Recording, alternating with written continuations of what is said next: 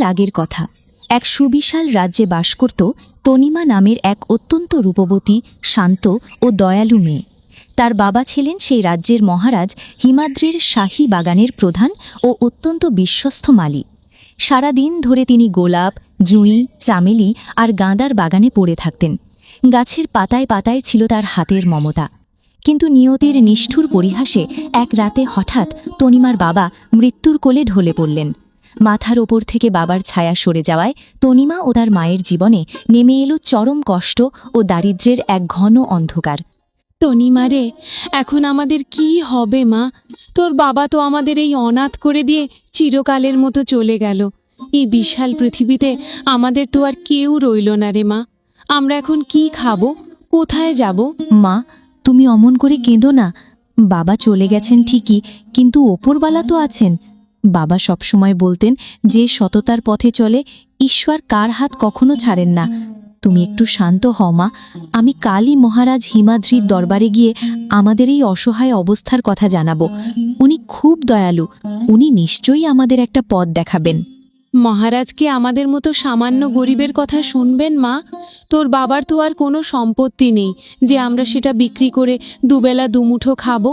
বাবার জমানো কোনো টাকা নেই ঠিকই মা, কিন্তু বাবার ওই শাহী বাগানের প্রতিটি গাছে বাবার ঘাম আর সততার আশীর্বাদ লেগে আছে। তুমি আমাকে শুধু আশীর্বাদ করো মা। পরের দিন তনিমা চোখের জল মুছতে মুছতে মহারাজ হিমাদ্রির রাজদরবারে গিয়ে উপস্থিত হল। তার মলিন বেশ এবং করুণ মুখ দেখে মহারাজের হৃদয় দয়ায় গলে গেল। তনিমা হাত জোড় করে মহারাজের সামনে দাঁড়াল। মহারাজ, আপনার জয় হোক। আমি আপনার শাহী বাগানের মালী দীনবন্ধুর একমাত্র কন্যা তনিমা। আমার বাবা আমাদের চিরতরে ছেড়ে চলে গেছেন। আপনি আমাদের রক্ষা করুন। তনিমা মা, তোমার বাবার মৃত্যু সংবাদে আমি অত্যন্ত ব্যথিত। দীনবন্ধু শুধু আমার বাগানের মালিই ছিলেন না, তিনি ছিলেন একজন পরম সৎ ও নিষ্ঠাবান মানুষ। তার হাতের ছোঁয়ায় আমার শাহী বাগান স্বর্গের মতো সুন্দর হয়ে উঠেছিল।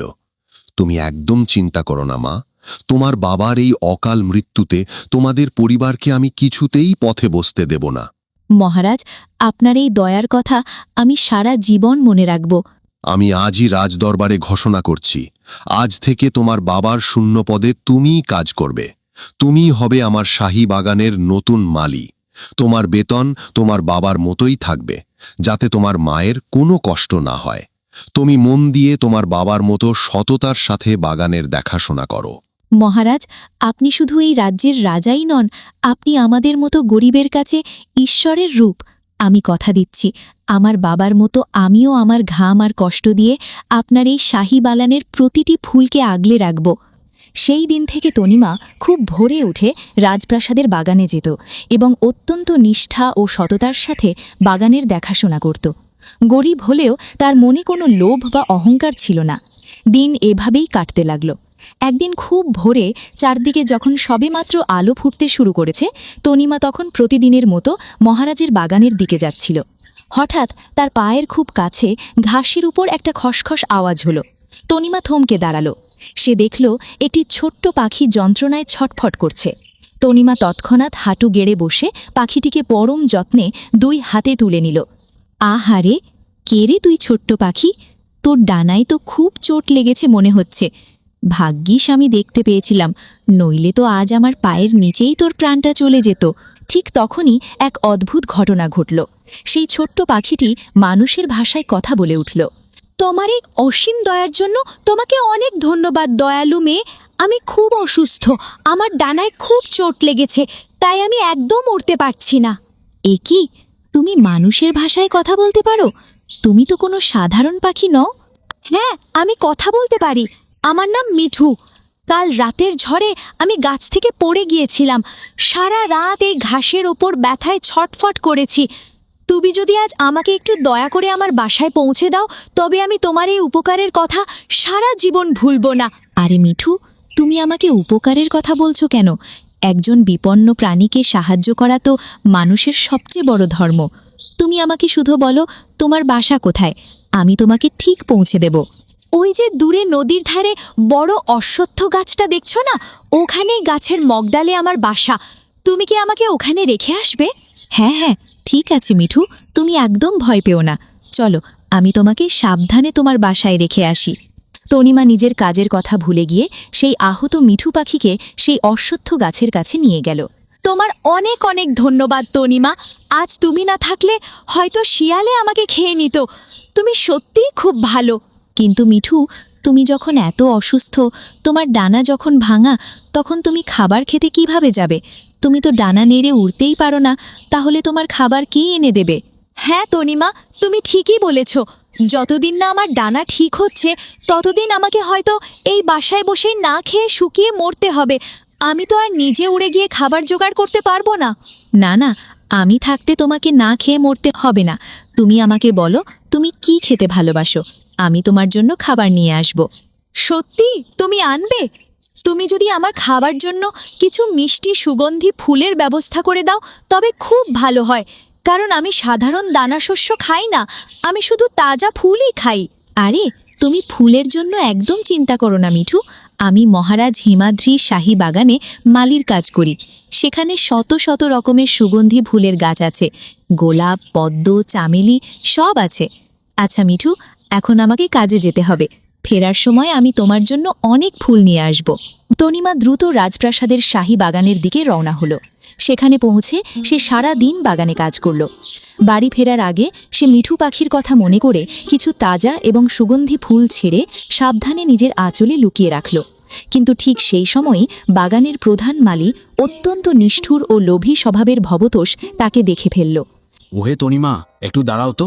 তোমার ওই আঁচলের নিচে কি লুকোনো আছে? ভবতোষবাবু, কিছু না, এই কয়েকটা ফুল। ফুল? তুমি চুরি করছো? এই ফুলগুলো চুরি করে তুমি কোথায় নিয়ে যাচ্ছ শুনি? তুমি কি জানো না মহারাজের শাহী বাগানের একটি ফুলও বিনা অনুমতিতে ছেঁড়া বারণ? জানো শাহী ফুল চুরি করার শাস্তি কি? সোজা অন্ধকূপে যাবজ্জীবন কারাদণ্ড। আমাকে মাফ করে দিন ভবতোষবাবু, আমি চুরি করার জন্য এগুলো নিইনি। আমি আপনার থেকে অনুমতি নিতে ভুলে গিয়েছিলাম। আসলে এই ফুলগুলো আমি একটি অসুস্থ পাখিকে খাওয়ানোর জন্য নিয়ে যাচ্ছিলাম। পাখিটি একদম উড়তে পারে না। বাজে বকা বন্ধ করো। তুমি আমাকে বোকা পেয়েছো? অসুস্থ পাখিকে কেউ ফুল খাওয়ায়? তুমি নিশ্চয়ই এই ফুলগুলো বাজারে বিক্রি করে পয়সা কামানোর ধান্দা করছো। আমি এক্ষুনি তোমাকে টেলি হিচড়ে রাজ সৈন্যদের হাতে তুলে দেব, বুঝেছো? না না, আমাকে ক্ষমা করে দিন ভবতোষবাবু, আমাকে ধরবেন না। আমি কোনো দিন কোনো চুরি করিনি। বাবাও এই বাগানে কাজ করতেন। ওনার সম্মানের দিকে তাকিয়ে অন্তত আমাকে ছেড়ে দিন। আমাকে চাইলে অন্য যে কোনো শাস্তি দিন, কিন্তু সৈন্যদের হাতে তুলে দেবেন না। আমি জেলে গেলে আমার মা না খেয়ে মারা যাবে। দয়া করুন আমার ওপর। দয়া? আমি কি এখানে দয়া বিলোতে বসেছি? তবে হ্যাঁ, একটি শর্তেই আমি তোমার এই চুরি সবার থেকে লুকাতে পারি এবং তোমার প্রাণ বাঁচাতে পারি। বলুন ভবতোষবাবু, আমার আপনার সব শর্ত মঞ্জুর আছে। আপনি যা বলবেন আমি তাই করব। তোমাকে প্রতিদিন এই ফুলগুলোর দাম হিসেবে রূপোর একটি ছোট মুদ্রা আমাকে ঘুষ হিসেবে দিতে হবে, বুঝেছ? রাজি আছো? কিন্তু আমার কাছে তো বেশি টাকা থাকে না ভবতোষবাবু। আমার মায়ের ওষুধ কিনতেই সব শেষ হয়ে যায়। তাহলে চলো মহারাজের কাছে। না না, ঠিক আছে, এই নিন, আমার কাছে জমানো এই রূপোর মুদ্রাটি আপনি রেখে দিন। এবার ঠিক আছে, কিন্তু একটি কথা সব সময় মাথার ভেতর ঢুকিয়ে রাখবে।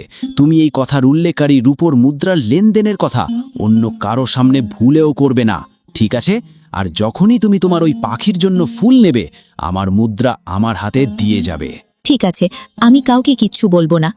তনিমা চোখের জল মুছতে মুছতে নিজের জমানো শেষ সম্বল থেকে ভবতোষকে টাকা দিয়ে দিল।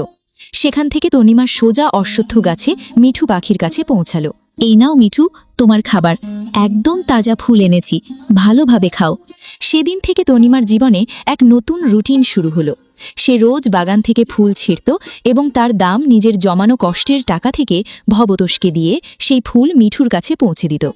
ধীরে ধীরে তনিমার জমানো সব টাকা শেষ হতে শুরু করলো। তুমি আমার জন্য কত কষ্ট করছো তানিমা। রোজ একটা পথ হেঁটে তুমি আমার জন্য তাজা ফুল নিয়ে আসো। এমন কোনো কথা নেই মিঠু, তোমার সাহায্য করে আমি মনে অনেক আনন্দ পাই।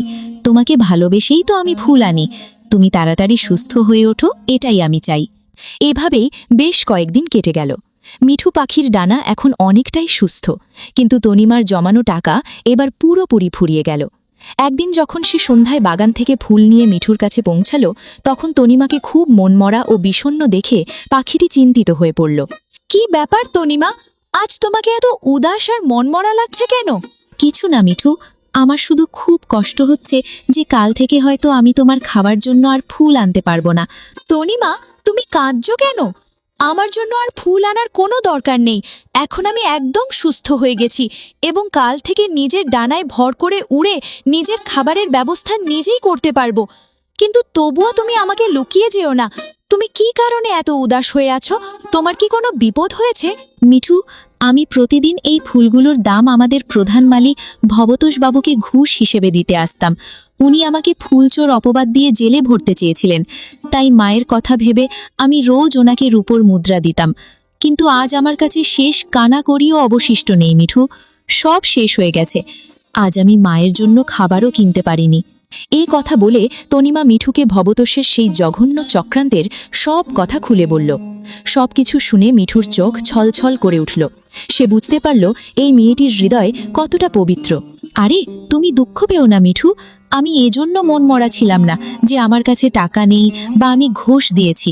বরং আমি এই কথা ভেবে চিন্তিত ছিলাম যে কাল তোমার জন্য আমি ফুল কোথা থেকে আনব। তুমি না খেয়ে থাকলে আমার খুব কষ্ট হতো, কিন্তু এখন তোমাকে সম্পূর্ণ সুস্থ দেখে আমার মনের সব চিন্তা দূর হয়ে গেছে। আচ্ছা, এখন আমি চলি। ঠিক আছে, তুমি যাও। তোমার মায়ের জন্য নিশ্চয়ই কষ্ট হচ্ছে, কিন্তু আমার সাথে রোজ দেখা করতে ভুলবে না কিন্তু। তুমি আমার সবচেয়ে ভালো বন্ধু তনিমা। সেদিন থেকে তনিমা মিঠুর জন্য আর ফুল তো আনত না, কিন্তু কাজ থেকে ফেরার সময় রোজ তার সাথে প্রাণ খুলে গল্প করে যেত। তাদের দুজনের মধ্যে এক অদ্ভুত সুন্দর বন্ধুত্বের সৃষ্টি হল। একদিন যখন সে রাজপ্রাসাদের কাজ থেকে বাড়ি ফিরছিল, তখন অতিরিক্ত খাটুনির ক্লান্তির কারণে তার মিঠুর সাথে দেখা করার কথাই মনে ছিল না। সে অন্য মনস্ক হয়ে অশ্বত্থ গাছটা পেরিয়ে চলে যাচ্ছিল। তনিমাকে চলে যেতে দেখে পাখিটি ওপর থেকে ডাকল, তনিমা, ও তনিমা, আজ আমি না জানি কখন থেকে তোমার জন্য বসে অপেক্ষা করছি, আর তুমি আমার দিকে না তাকিয়ে আমার সাথে দেখা না করেই চলে যাচ্ছ। ও মিঠু, আমাকে মাফ করো বন্ধু। আজ বাগানে এত কাজের চাপ ছিল যে আমার একদম খেয়ালই ছিল না। মাথাটা খুব ধরেছে। বলো, কেমন আছো তুমি?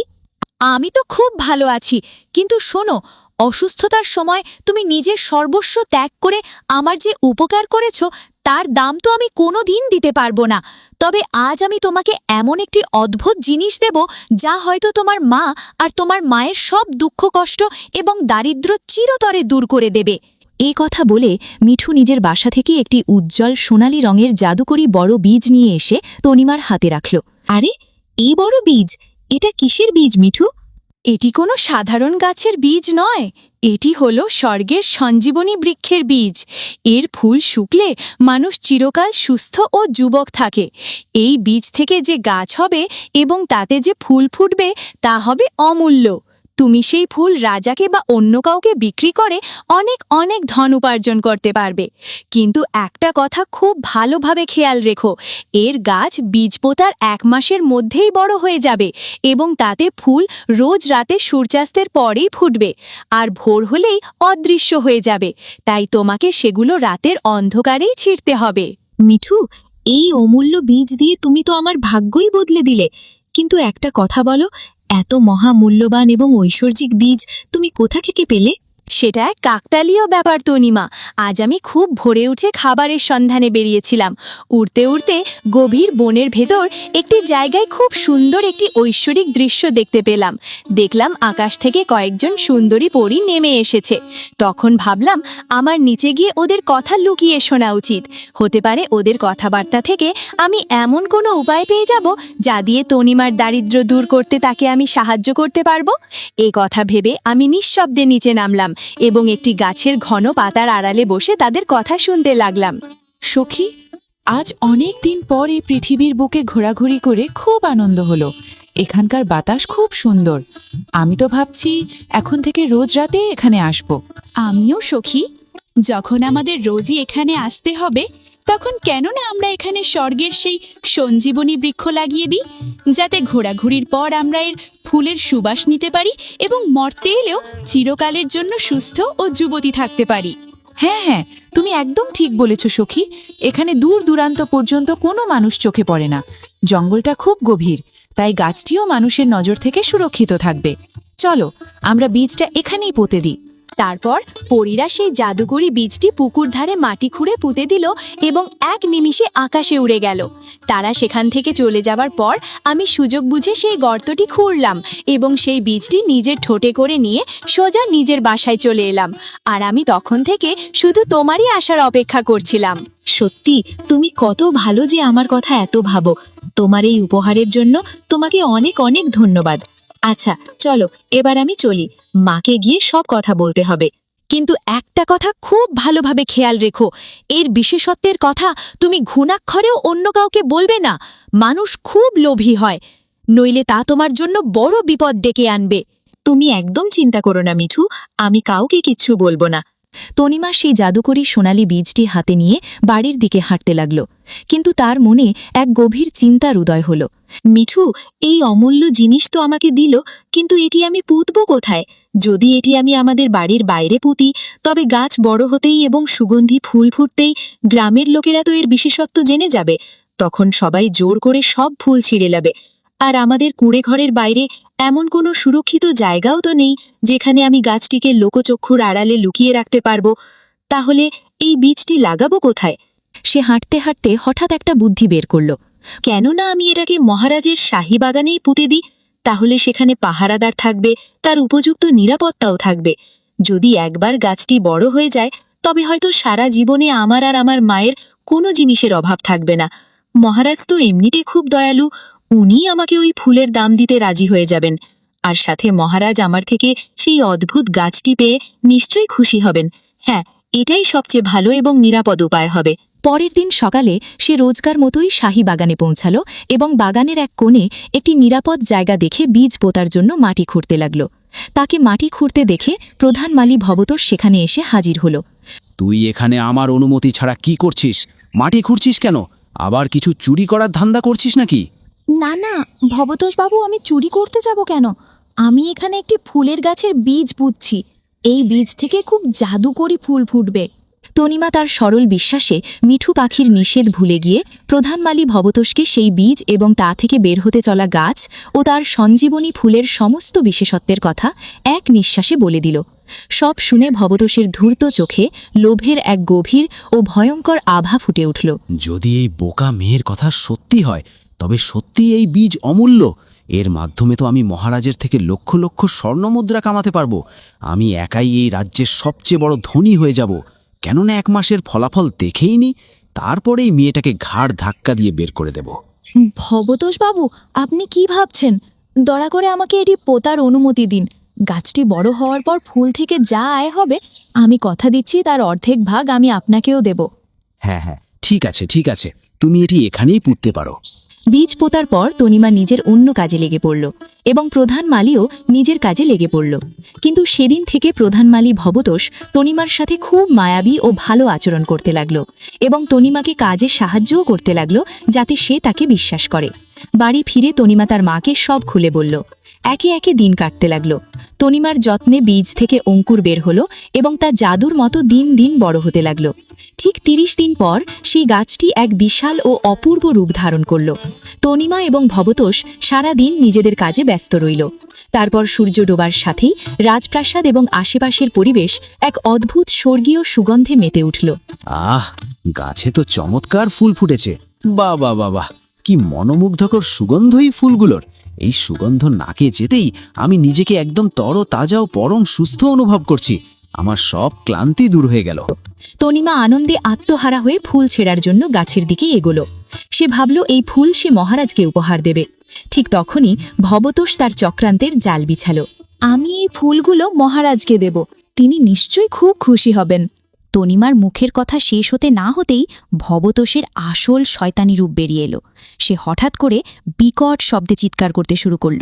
সিপাহীরা, কোথায় তোমরা সব? জলদি এসো, গ্রেপ্তার করো এই চোর মেয়েটাকে। আজ এই চোর একদম হাতে নাতে ধরা পড়েছে। ধরো একে, কোনোভাবেই যেন পালাতে না পারে। এ কি? না না না ভবতোষবাবু, এ কি বলছেন আপনি? আমি চুরি করিনি। আপনি তো জানেন আমি কেন ফুল ছিঁড়ছি। আপনি আমাকে চোর বলছেন কেন? মুহূর্তের মধ্যে চারদিক থেকে রাজসৈনিকরা ছুটে এসে তনিমাকে চারদিক থেকে ঘিরে ফেলল। আজ আমার সম্পূর্ণ বিশ্বাস হয়ে গেল যে এর আগেও যে শাহী বাগান থেকে ফুলগুলো চুরি হয়েছে, সেগুলো এই মেয়েটিই চুরি করেছে। আমি এতদিন শুধু সন্দেহ করছিলাম, আজ নিজের চোখে দেখলাম। না না, ছেড়ে দিন আমাকে, আমি কোনো চুরি করিনি। সিপাহী ভাইরা, আপনারা বিশ্বাস করুন, এই গাছটি আমার কষ্টের ফল।